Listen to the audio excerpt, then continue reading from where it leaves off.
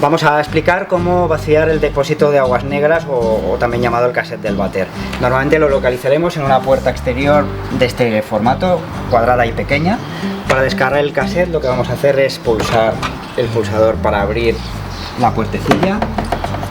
Apretamos esta pinza hacia arriba para poder extraer el cassette y estiramos del cassette hacia nosotros.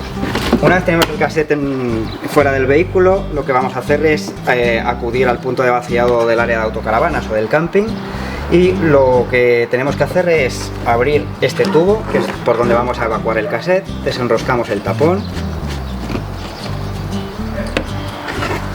volcamos el cassette sobre el punto de vaciado y pulsamos este botón, que lo que permite es que entre aire por la parte superior del cassette, de forma que el vaciado se haga de una forma continua, sin golpes que nos puedan salpicar mientras estamos haciendo el vaciado.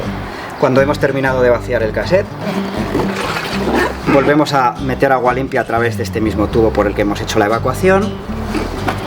Enjuagamos 2 o 3 veces o 4 veces el cassette hasta que nos vuelve a salir el agua limpia, y una vez lo tenemos dejamos como 2 litros de agua limpia dentro del cassette, lo volvemos a cerrar,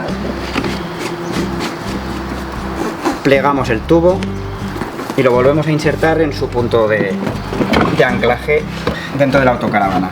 Tenemos que asegurarnos de que la pestaña vuelve a hacer clic de forma que esté en su sitio el cassette, porque si no, luego por dentro no podríamos abrir la guillotina del váter. Cerramos la puertecilla, cerramos con la llave para que nadie nos pueda sustraer el cassette y ya tenemos listo.